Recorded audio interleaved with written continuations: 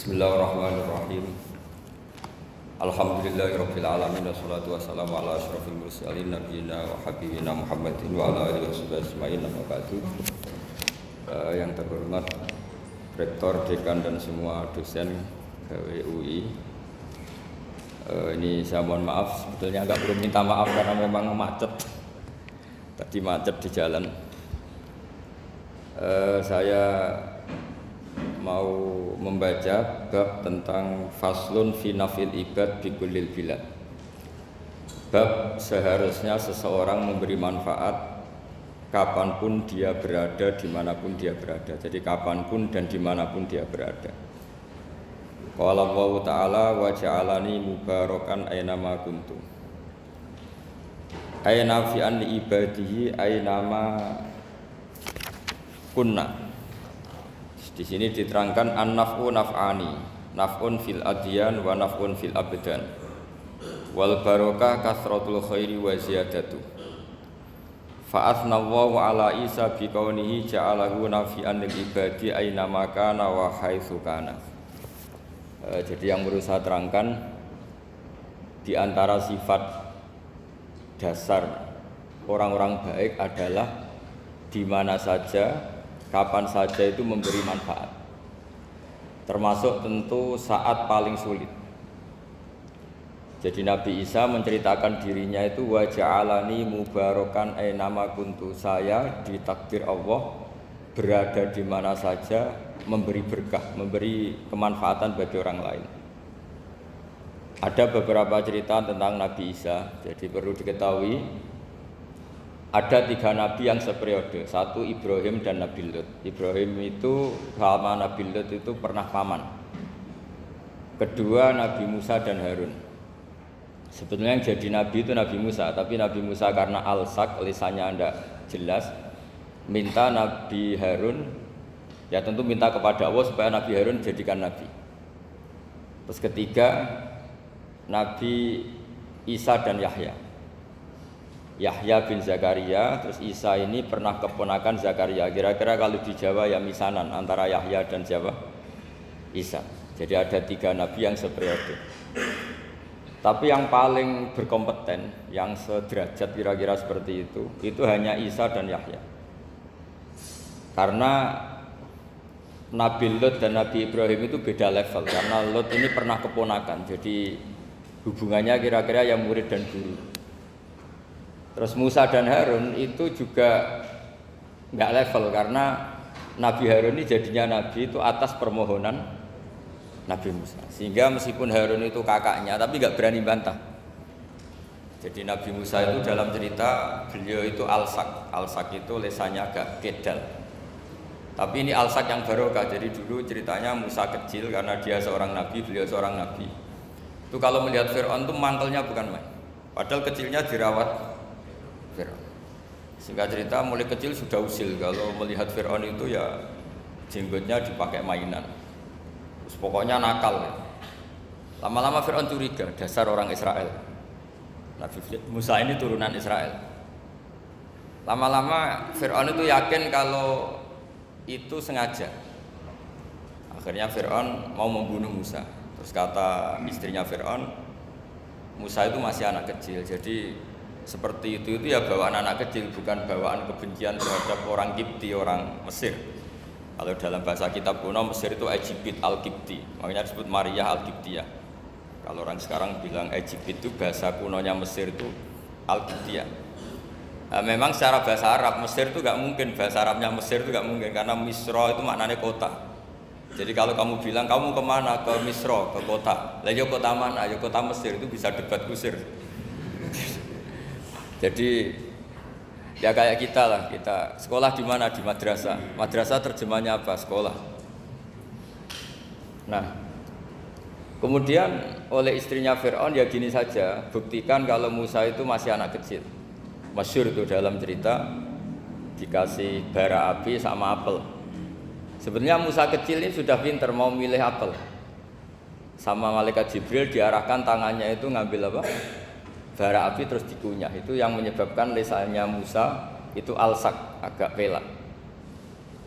Nah ketika jadi Rasul itu akan repot karena nanti harus pakai penerjemah. Jadi seorang rasul tapi lesannya tidak apa? Cakap. Akhirnya Nabi Musa realistis ngendikan ketika diutus wa akhi Harun wa afsahu minni lisanan fa arsilhu ma yarid ayyusaddiquni inni akhafu ayyukadzibun. Ya Allah, saudara saya Harun itu lesannya lebih fasih. Tolong jadikan dia rasul sebagai penguat saya. Akhirnya Allah mengabulkan doanya Nabi Musa, kemudian Harun dijadikan sebagai apa? Rasul. Sehingga meskipun satu angkatan, Harun dan Musa ini enggak level. Artinya enggak level itu ya Harun yang takut Musa. Terus ketiga ini Nabi Yahya dan Nabi Isa. Ini umurnya ya seangkatan, kecerdasannya, jadi nabinya sama-sama mulai kecil. Kita tahu Nabi Yahya termasuk yang diberi khitab Allah, ya Yahya khudil kitaba biquwwah wa atainahul hukma sobiyya. Yahya berpeganglah kitab secara kuat dan dia saya kasih kenabian ketika kecil.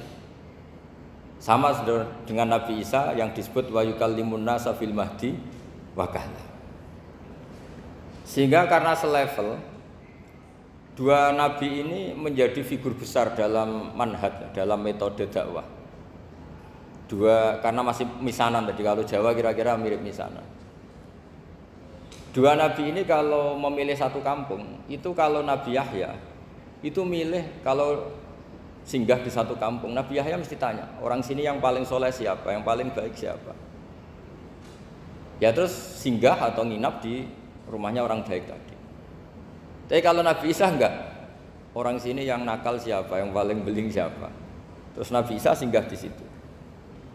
Akhirnya ada pertanyaan dari Nabi Yahya, lima tanzilu ala syirarin nas, kenapa kamu selalu singgah di orang-orang nakal? Syiror itu orang-orang nakal.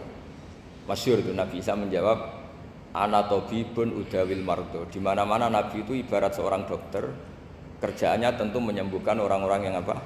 Sakit. Jadi dua nabi ini sering berdebat, tentu debat yang baik, dan itu menjadi cara Jawa itu punjeri ilmu. Jadi manhaj ilmu besar antara Yahya dan Isa. Begitu juga Nabi Yahya itu kelihatan agak rileks, panik, saking takutnya sama Allah. Kalau Nabi Isa itu rileks, pokoknya kumpul orang-orang nakal itu ya rileks. Akhirnya ada dua pertanyaan sekaligus nanti jadi dua manhaj. Kenapa kamu sering masam itu, sering kalau bahasa Arab itu abasa ya.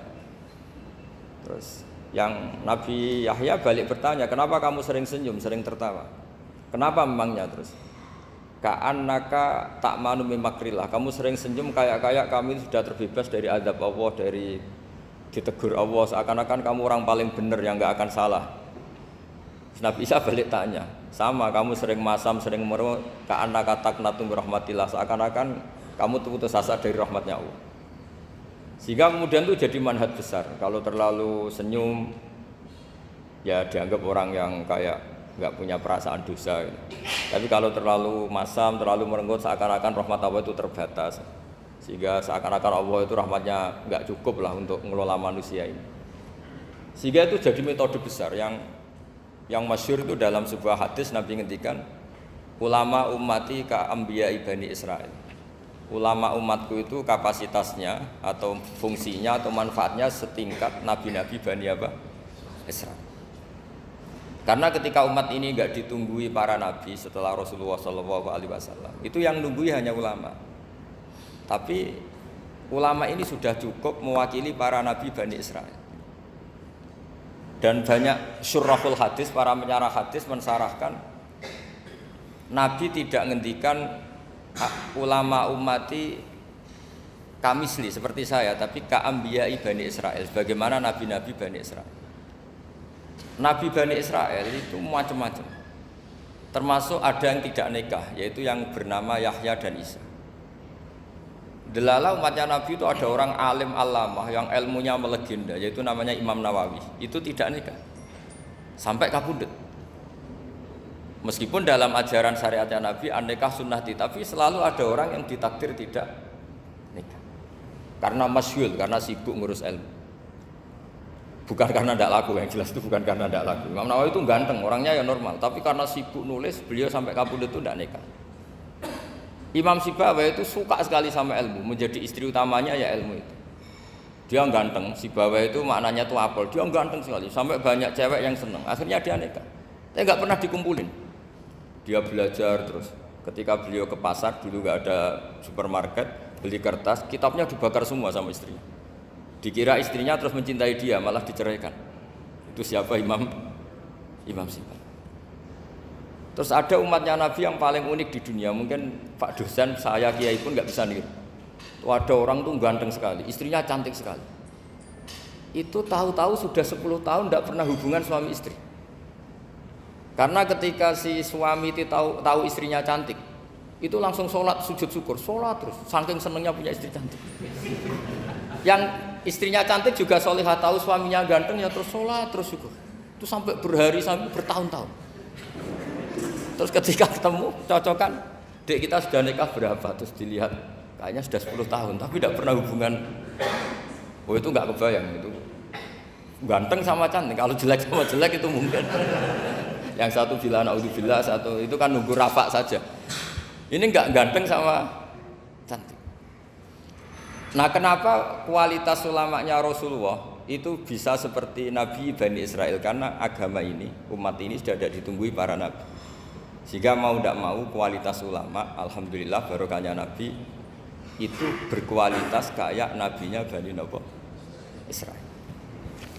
Nah ini penting sekali saya utarakan supaya dicek saja. Kalau kita nggak percaya, dicek saja dalam hadis-hadis sahih. Misalnya begini, ketika Nabi memenangkan perang Badar, itu ada Asra Badrin, tawanan-tawanan perang Badar. Nabi suka musyawarah, suka rembukan. Ya Abu Bakrin, menurut kamu tawanan ini diapakan? Kata Abu Bakar, hum asyiratuka, mereka itu keluarga engkau, orang-orang Quraisy. Ya dibebaskan saja, pakai tebusan. Nanti uang itu kita kelola supaya jadi penguat Islam, dan orang-orang ini merasa utang jasa karena harusnya dibunuh tapi kita bebaskan. Terus tanya, bagaimana kamu ya Umar, menurut kamu? Kata Umar, ini kan orang-orang yang dulu ingin bunuh kamu, yang ingin menghabisi jenengan, ingin dan sudah ngusir jenengan. Ya setelah ketangkap ya dibunuh, kok repot. Apa kata Rasulullah? Rasulullah spontan ngendikan, inna masalaka ya Abu Bakrin kamasali Ibrahim, kamu ibarat kayak Nabi Ibrahim. Izqala faman tabi'ani fa innahu minni wa man asani fa innakal ghafurur rahim. Jadi Nabi Ibrahim itu unik, melihat umat itu sesyafakoh itu. Syafakoh itu banget sayangnya. Nabi Ibrahim cara berpikir, faman tabi'ani fa innahu minni, orang yang ikut saya ya Allah pasti golongan saya, tentu layak masuk surga. Waman asoni, orang yang mendurhakai saya, fa innaka ghafurur rahim, engkau maha pengampun. Bukan yang mendurhakai langsung masuk neraka, enggak, engkau maha pengampun. Wa masaluka ya Umar kama salin Nuh, isqala rabbil la tadzar ala ardi minal kafirin dajjara. Umar, kamu mirip Nabi Nuh, inginnya semua orang kafir dihabisin. Ya masyhur kan Nabi Nuh itu enggak ingin ada orang kafir sampai ada banjir tufan. Nah kalau sampean tanya bedanya apa dengan garis keras sekarang? Bedanya ya beda sekali. Kalau Nabi Nuh benci sama orang kafir itu diserahkan yang punya, sehingga yang punya yaitu Allah yang menghukum dengan banjir bandang. Tapi kalau kita kan kadang kita bertindak sendiri, jadi potensi disalahkan. Yang jelas dalam hadis-hadis sahih, Nabi Nuh itu tidak bisa mensyafaati karena itu. Ketika diminta ini hadis sahih, bukan ada di Bukhari, ada di Muslim. Karena biasanya kalau di kota itu ditanya ini sahih enggak? Untungnya yang tanya kadang enggak paham, ini alhamdulillahnya jadi wah repot.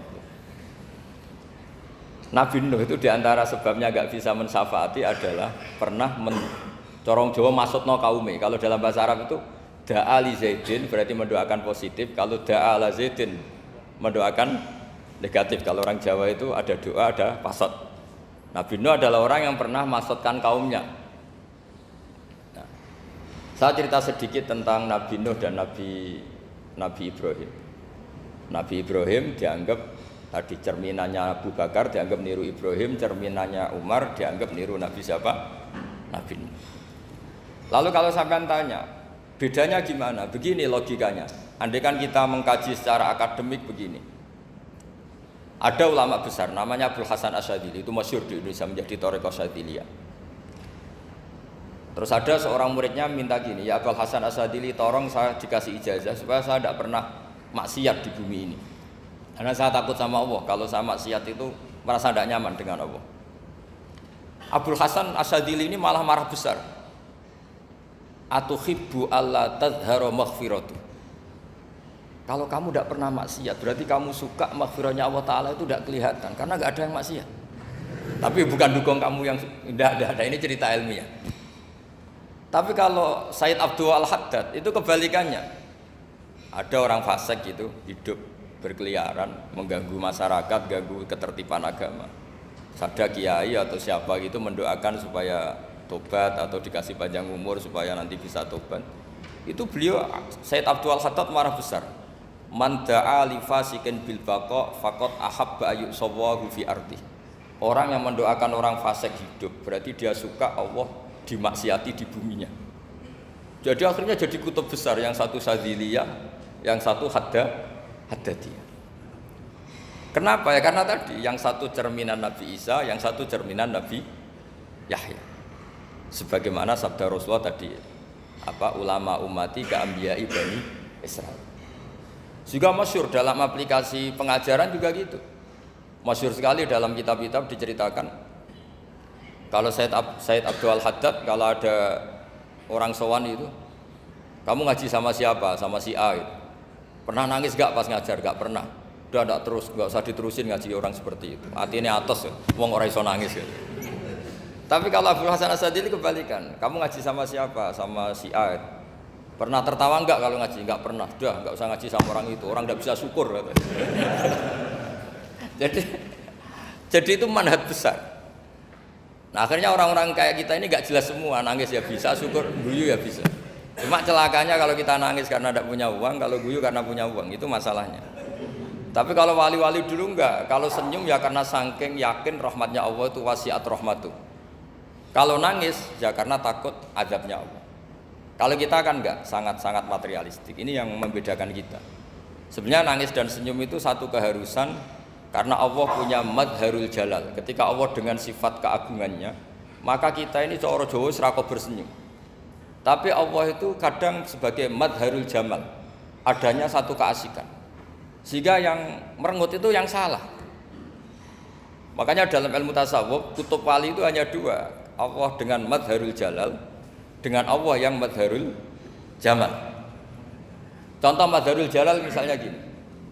Ketika Nabi Musa ingin melihat Allah, saking kangennya ingin melihat Allah, Rabbi arini anzur ilaik, ya Allah saya beri hak untuk melihat engkau.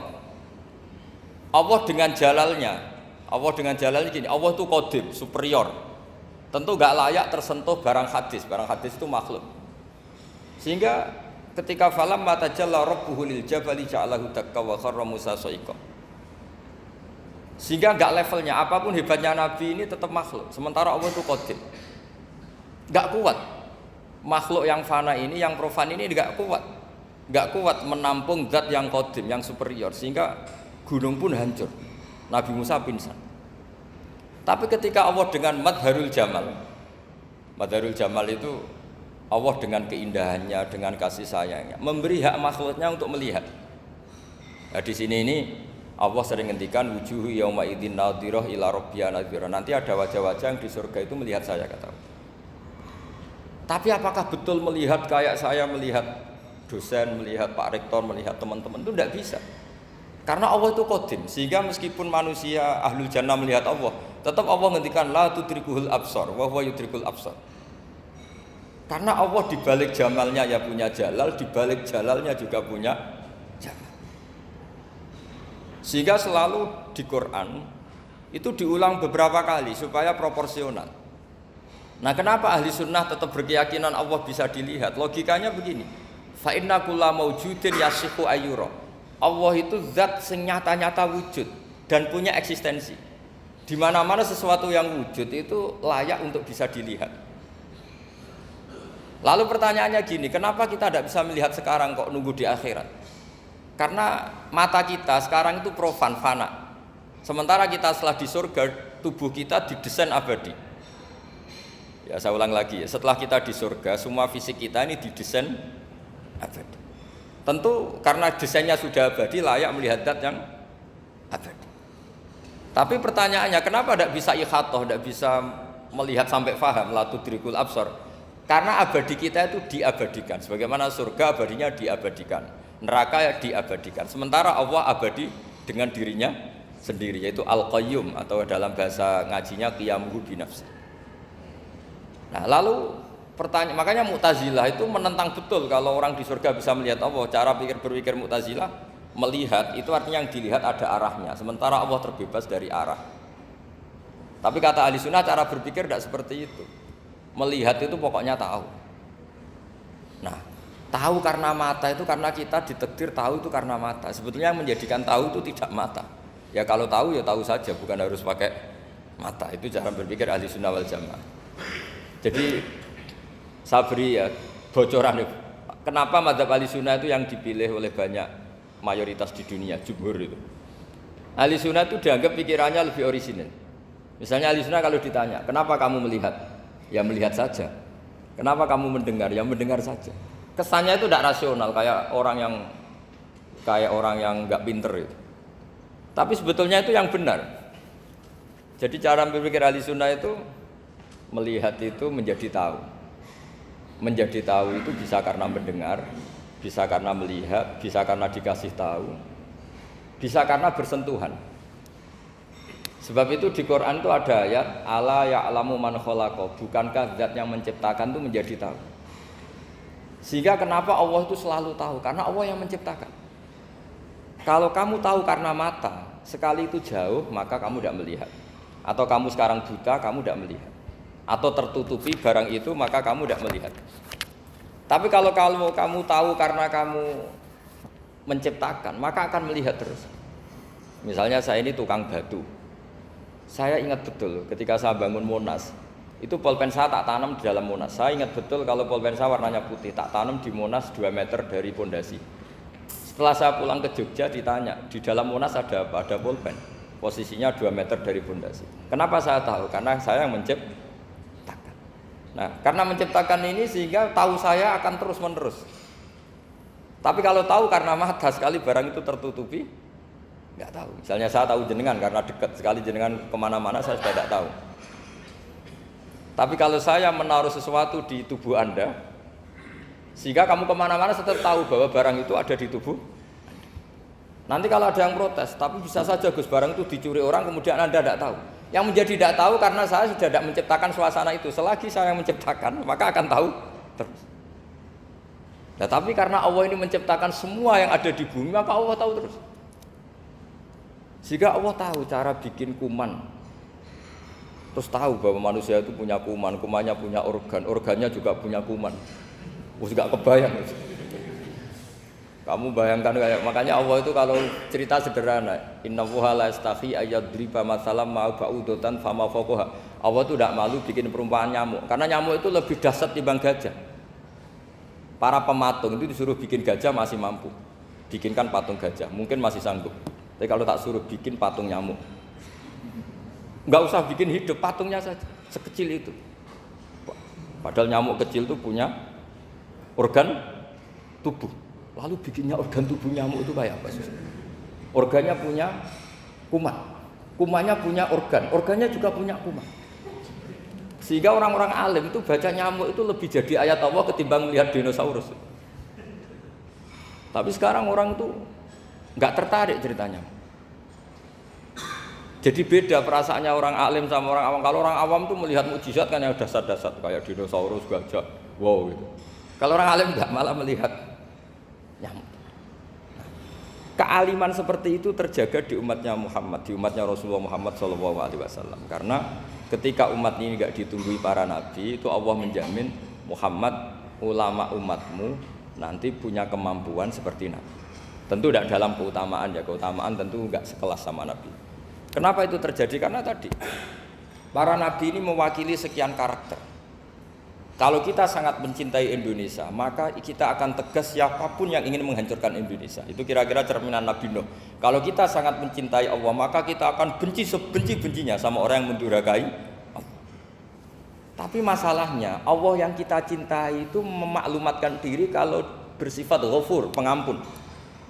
Jika kalau kita terlalu kasar, ini kan yang kita cintai bersifat ghafur kok kita kasar. Di sini Nabi Ibrahim, beliau sangat mangkel sekali sama yang durhaka sama Allah. Tapi mau mangkel gimana? Zat yang mengajarkan itu bersifat ghafur. Maka kita mau tidak mau, makanya ada riwayat mengatakan takhallaku bi akhlaqillah, kamu bertata krama kayak akhlaknya Allah. Akhirnya ya sudah, kita mau apa coba? Kira-kira kalau kamu mencintai seseorang, itu potensinya kan dua, protektif. Ada telepon, itu dari siapa? Cewek atau cowok? Protektif. Itu bukti cinta atau bukti suudon? Kan tidak tahu. Tapi misalnya kamu cinta perempuan terus WA-an sama lelaki gak apa-apa, jalan sama lelaki gak apa-apa, sama masa lalunya pacarnya juga gak apa-apa. Itu cinta apa pembiaran? Kan sama-sama gak jelas. Nah kira-kira mencintai Allah itu kira-kira analoginya seperti itu. Kalau yang satu protektif, Allah harus zat satu-satunya yang disembah, nggak boleh didurhakai, nggak boleh dikhianati kok. Sehingga ini sangat keras sekali. Nah ini Nabi Nuh. Di sini ada Nabi Ibrahim karena orang yang zat yang kita cintai bersifat ghafur. Jika kalau kita terlalu tegas beda dengan sifatnya Allah yang bersifat ghafur. Nah umatnya Nabi seperti itu mulai dulu. Ada yang moderat, ada yang keras, ada yang setengah keras, setengah moderat. Ada yang ngambil sikap, oh urip mangan turu, ngenteni mati. Nah, itu lebih baik itu timbang punya istihad tapi gak jelas, mendingan. Itu ada riwayatnya. Suatu saat ibadah akhir umatku terbaik adalah tidur. Maksudnya tidur itu gak ngambil sikap, masyhur itu. Saya beri riwayat yang ada di Bukhari Muslim. Satakunu fitanun al-qaid fiha khairun al-qaim wal qaim fiha khairun al-masi wal masi fiha khairun nasai. Nanti di akhir zaman itu banyak fitnah, kata Rasulullah. Yang duduk lebih baik ketimbang yang berdiri, yang berdiri lebih baik ketimbang yang jalan biasa lebih baik ketimbang yang jalan bergegas. Man tasyarrafa laha tastasrifu. Fitnah itu adalah siapa yang terlibat maka akan semakin parah. Sehingga semenjak itu ulama berpikir nanti di akhir zaman kalau ada fitnah itu sebaiknya orang ngambil sikap sepasif-pasifnya, secuek-cueknya. Jadi semua syurahul hadis sepakat makna hadis ini apa? Orang disuruh sikap secuek. Misalnya pilihan presiden, contoh kecil pilihan presiden. Mungkin para intelektual nggak merasa, tapi kalau ulama itu cara berpikir beda. Pilihan presiden, kamu fanatik milih A, yang satu fanatik milih B, ya presiden atau bupati atau gubernur. Terus yang satu bilang gini, wah kalau nggak di presideni A, nggak di bupati A, nggak di gubernur A, negara ini rusak. Mungkin betul dari segi jejak rekamnya A ini bagus. Tapi pertanyaannya secara tauhid, bagaimana Anda menggantungkan kesejahteraan sama makhluk? Kamu nggak pernah terusik begitu kan para intelektual? Itu kan melukai. Bagaimana mungkin Anda menggantungkan kesejahteraan dengan seorang makhluk? Wah kalau di presiden A pasti Indonesia makmur, kalau bupati A pasti Sleman makmur, pasti Bantul makmur. Nah, bagaimana mungkin makhluk yang sedang soleh kamu pastikan selalu soleh? Wong dia makhluk bisa berubah. Sementara yang B misalnya fasik, wah kalau dipimpin B pasti rusak negara. Bagaimana kamu pastikan B yang fasik selalu fasik? Dia saja dia husnul khotimah. Yang fasik pas mimpin jadi soleh, yang soleh pas mimpin jadi fasik. Akhirnya ulama karena tahu sifat manusia itu rubah-rubah dan kendali di tangan Allah, sikapnya nggak jelas. Saya ini termasuk orang yang terkenal nggak jelas. Karena kalau ditanya, Gus sampean pilih presiden mana, bakti mana? Sanut pangeran sing dadi aku loyal. Wah, anut pangeran yo kacau. Wah, luwih kacau menan anut pangeran kata saya. Ini kan sudah tidak sambung karena pikirannya ulama. Memang nggak beda, cara berpikir ulama itu beda. Bahkan bapak saya itu kalau didik saya itu begini. Kalau meseli saya atau ngirim saya dulu itu kan pakai mesel. Ini uang kamu 500.000 untuk kamu. Mesti ditambahi 100.000 ini untuk buat jajan sama teman-teman. Mesti ada uang pokok, ada uang sodako. Dulu saya sering tanya, kenapa bapak sangat menghormati teman-teman saya? Kata bapak, kowe mondok iku aku ora iso nyukupi, sing iso nyukupi ya kanca-kanca. Ternyata betul, rata-rata anak kuliah atau anak mondok, uang pribadinya kan 8 hari dari dikirim sudah habis. Berarti kan masih 22 hari kok bisa hidup itu kan barokahnya teman-teman itu. Malah yang agak beling itu 1 hari sudah habis, berarti ada 29 yang bergantung sana sini. Sehingga Nabi dulu cara ngendikan tuh unik. Kata Nabi, da'unna sayarzuqu wahu ba'duhum ba'du. Manusa barno wae engko saling memberi rezeki. Ketika ada collab, Medina itu pernah collab. Terus sekarang pernah defisit itu. Beberapa pakar ekonomi datang ke Rasulullah, ya Rasulullah, sa'ir, tolong dikasih harga standar. Tapi apa jawabannya Nabi? La tusairu fa inna Allaha huwal musair. Kamu jangan kasih harga, Allah sendiri yang menentukan harga itu. Terus kata Nabi, kenapa engkau begitu ya Rasulullah? Ini negara harus ditentukan harga karena gini-gini. Kata Nabi, saya tidak ingin ketemu Allah dalam keadaan dolim. Tapi ini tentu di teori ilmu modern ini masalah. Tapi menurut orang modern. Tapi kalau menurut ilmu hakikat itu nggak akan masalah. Misalnya, kenapa Nabi tidak menentukan harga dalam keadaan negara seperti itu? Jawabannya pakar-pakar hakikat. Ya saya ulang lagi pakar-pakar hakikat begini. Misalnya ada orang menimbun supaya nanti harganya mahal. Terus ditimbun terus sampai nunggu harganya mahal. Lama-lama dia sadar kalau timbunannya nggak ada gunanya karena ternyata orang nggak beli. Nah, ketika orang tidak punya kemampuan beli, yang menimbun juga tidak punya uang. Nah, tapi kalau sampean tanya, tapi Gus nak tuku barang pokok kan kita mati karena kehabisan stok. Itu masalah tauhid Anda.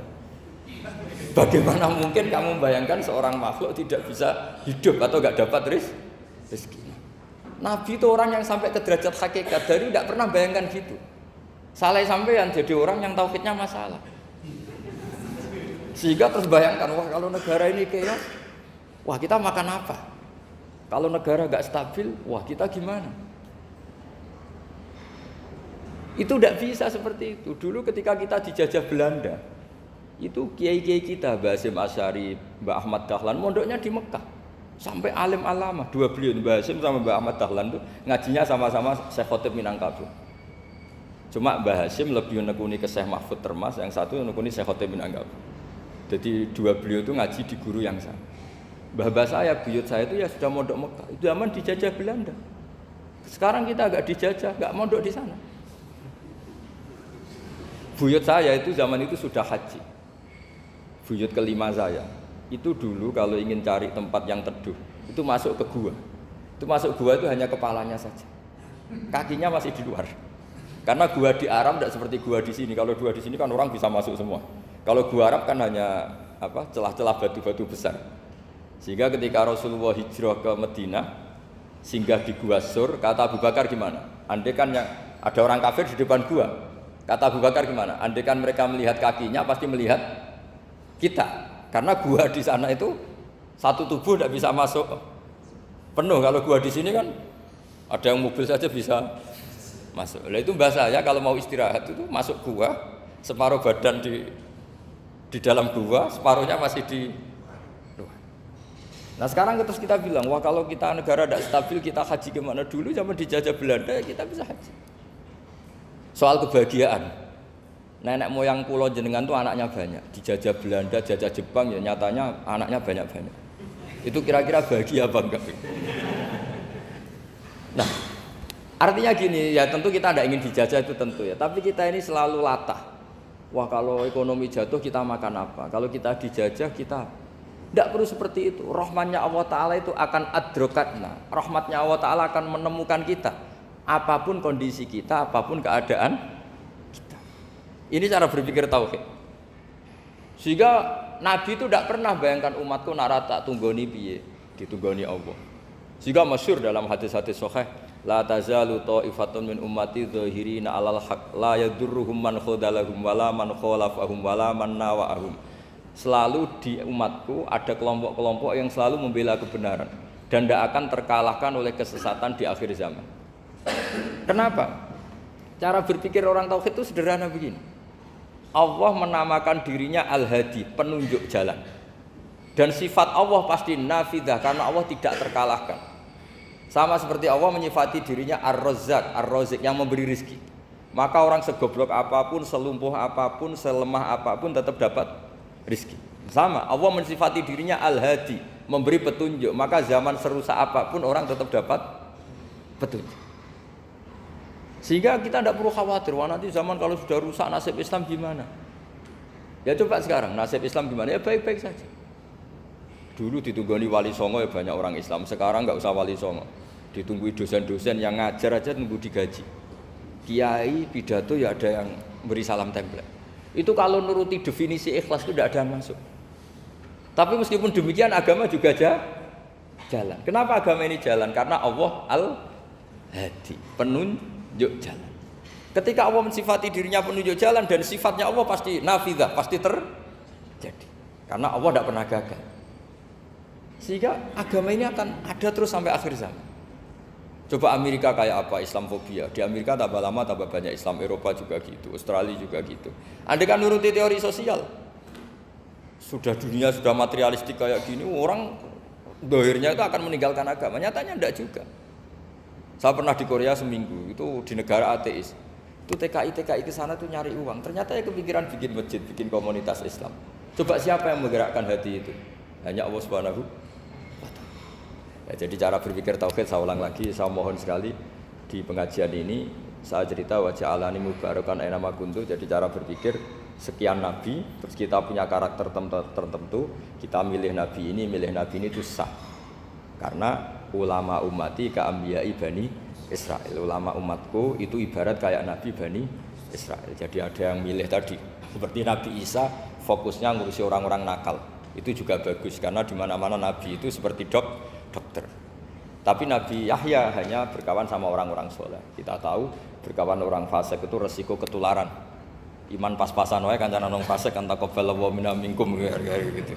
Wong kamu sendiri tidak sehat-sehat amat berteman orang penyakitan kan bahaya. Tapi kalau kamu sebagai dokter kok hanya berteman orang sehat, lalu kamu penelitiannya gimana? Masa saya dokter spesialis, pernah penelitian, semua orang sehat saya pernah saya teliti. Itu dokter aneh apa enggak? Saya dokter spesialis TBC, spesialis paru-paru. Yang kamu teliti siapa? Semua orang sehat. Pernah meneliti yang sakit? Enggak pernah. Kan ya jadi dokter aneh. Tapi misalnya terus kamu sendiri terus berteman orang penyakitan terus, kan ya rawan tertular. Nah, ini ada dua figur yaitu Nabi Yahya dan Nabi siapa? Ya saya kira demikian. Baik, jazakallah Ustaz. Di sini kita bukakan pertanyaan mungkin dari Bapak Ibu yang bertanya. Dua aja. Nanti waktunya. Ada dua pertanyaan mungkin dari Bapak Ibu sedikit bertanya.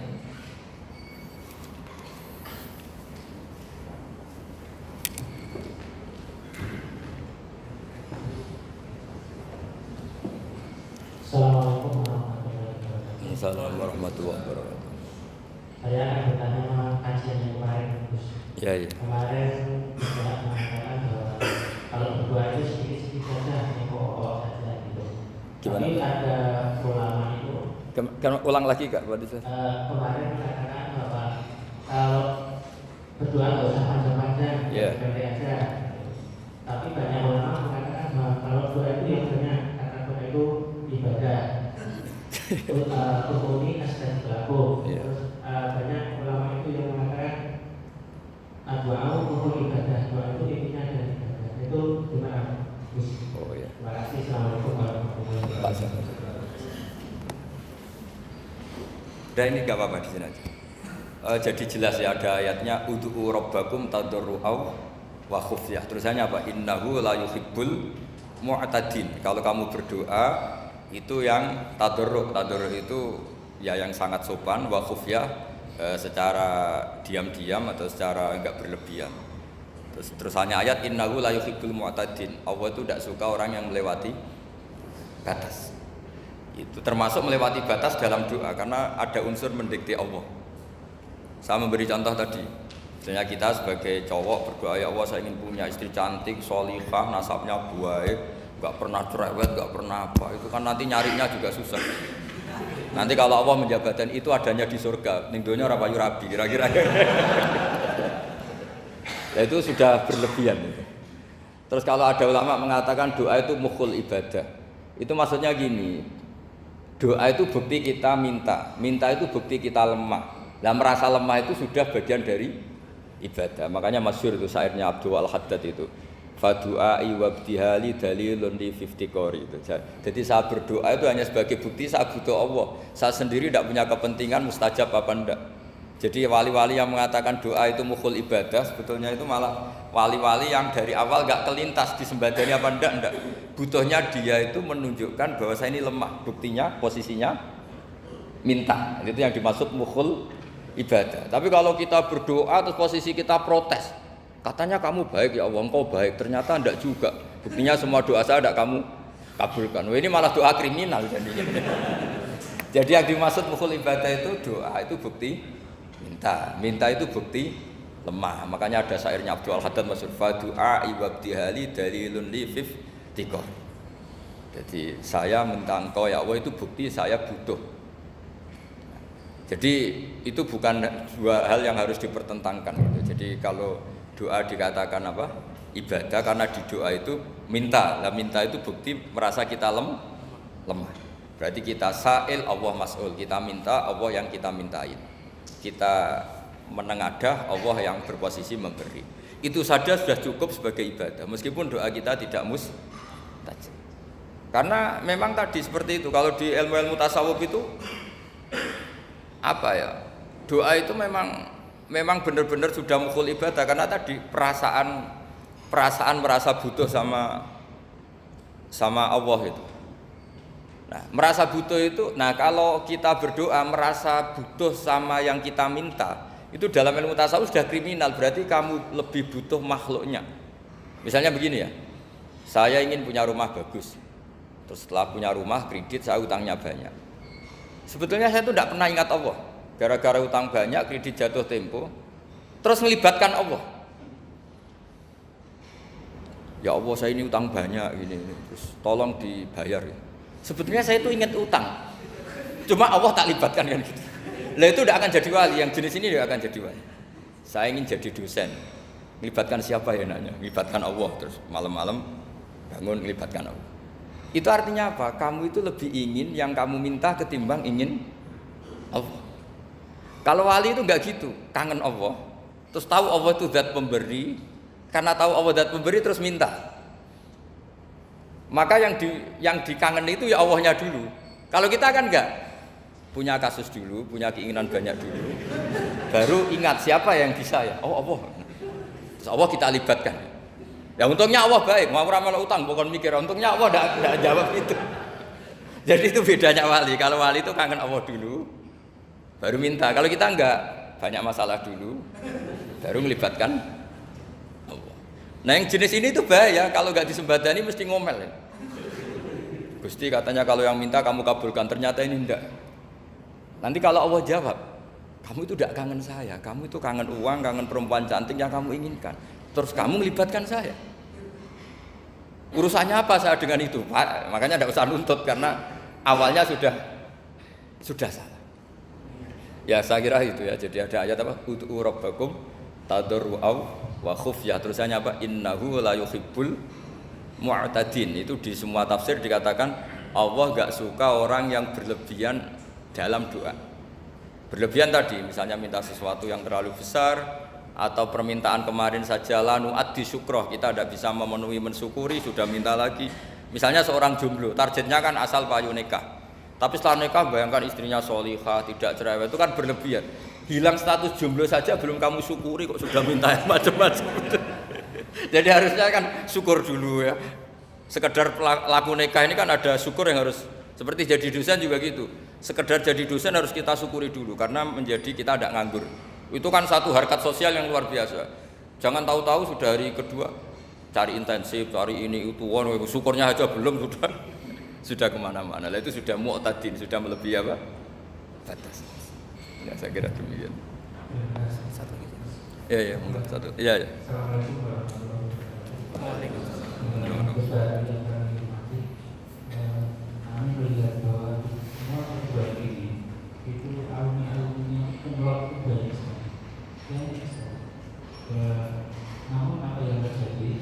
Mereka itu sebenarnya tipenya sudah bekerja. Nah, karena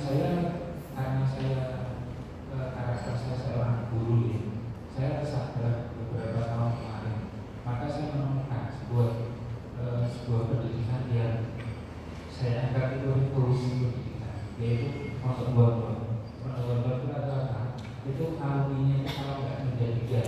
dia menjadi pengusaha. Rata-rata itu. Padahal itu setingkat kesampaian. Nah, jangan-jangan di pendidikan kita ada satu kesalahan dalam kurikulum. Bisa jadi yang tadinya skripsi dari jurnal nasional atau membuat buku bersama apa-apa. Ini cara pandang Gus Dah bagaimana? Apakah pendidikan kita bagaimana? Karena terus terang kita melahirkan beberapa anak pulau itu tapi dia karakternya kerja. Beda dengan dia Jawa dengan gaya yang lain. Dia pasti multi jadi dia juga mencari, dia juga bekerja. Nah, apakah ada apa di kurikulum kita? Terima kasih. Assalamualaikum warahmatullahi wabarakatuh. Bisa ngulang?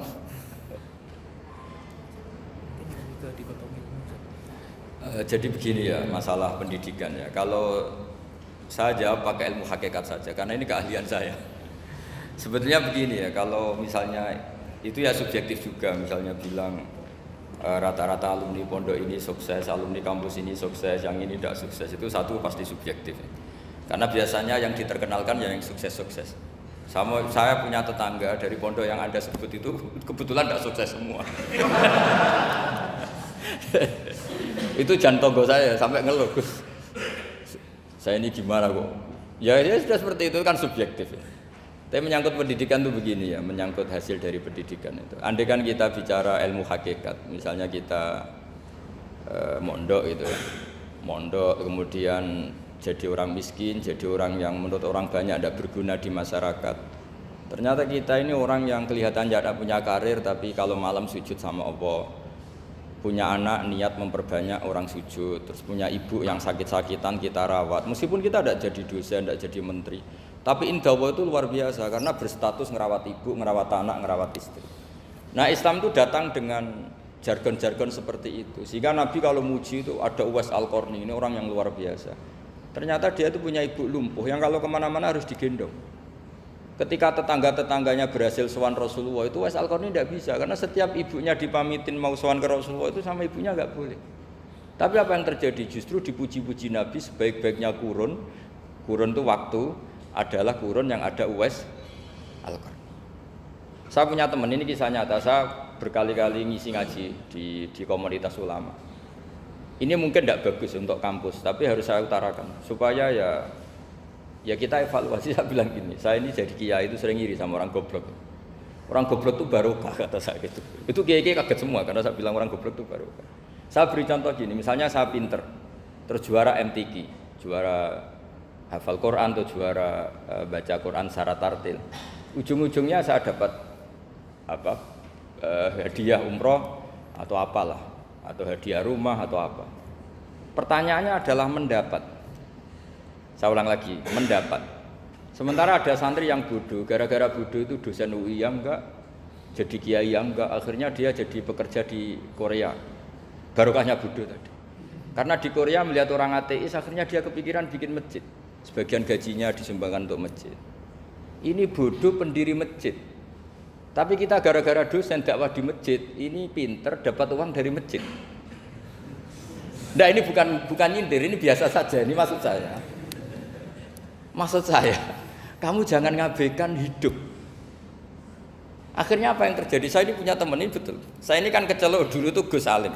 Nasib saya di mana-mana dihormati. Kadang saya merasa dosa. Kok dihormati? Saya punya teman. Dulu gobloknya minta ampun sekolah sekelas sama saya. Gobloknya, soalnya gobloknya disepakati sudah. Ya, goblok mujma'alah kira-kira. Singkat cerita dia itu hidup di pedalaman Kalimantan sekitar tahun 92. Dulu kan biasalah di dalam hutan itu pasti ada penebangan hutan macam. Dia ada bosnya, yang jelas dia ada bosnya. Saya yakin juga agak kriminal.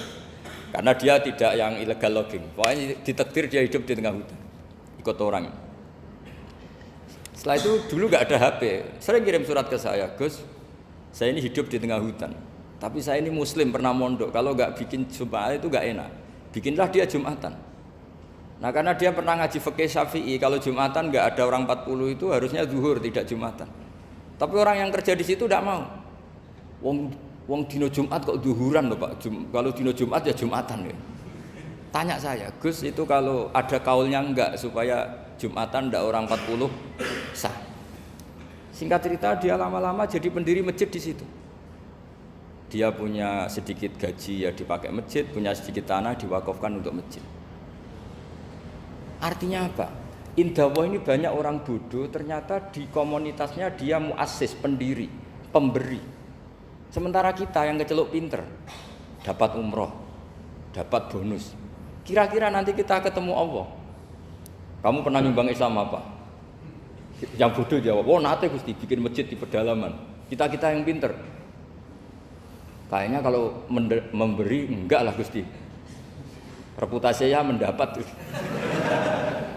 Nah artinya gini, kita jangan mengukur, makanya Rasulullah itu punya sisi unik. Ini mungkin pelajaran bagi kita semua. Orang-orang Ansor kita tahu semua berposisi memberi Rasulullah. Semuanya orang Ansor. Ngasih rumah, ngasih tanah, bahkan bukan sekedar ngasih Rasulullah, ngasih sahabat-sahabat yang dibawa Rasulullah, yaitu orang Muhajirin. Ketika Nabi mengalami sekian kemenangan, futuhat, Nabi bagi-bagi harta itu orang Ansor gak dikasih, sama sekali gak dikasih. Sehingga terprovokasi sebagian, dan tentu sebagian yang muda-muda, masyhur itu, yang terprovokasi yang muda-muda. Ini pelajaran bagi kita. Wah, ini Rasulullah Muhammad mulai tidak fair, yang dikasih orang-orang kafir Quraisy yang barusan masuk Islam. Paling Nabi karena jenenge tonggo, sawak dewi kan kenalan anyar gitu.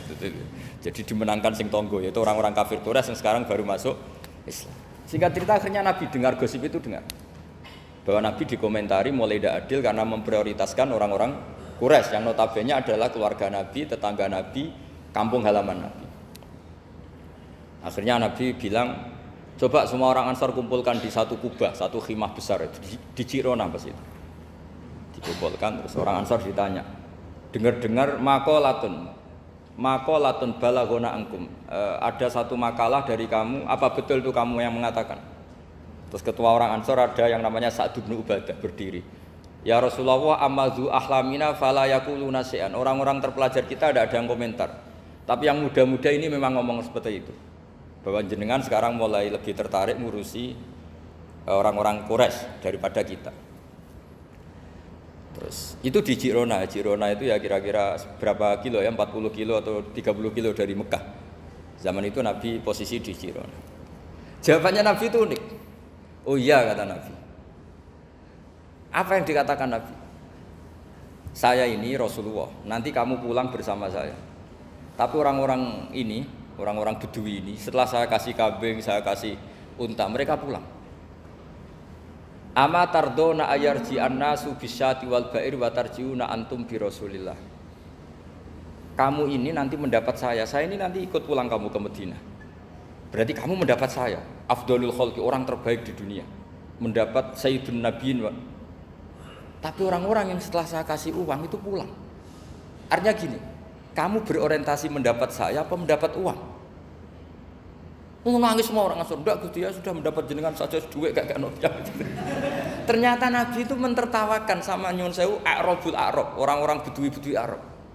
Ya Rasulullah, ini baru Islam, tolong diservis dong, namanya mu'allaf. Saya baru Islam, tolong diservis toh. Ya Rasulullah, ya sudah kamu ngambil unta ini diambil pulang.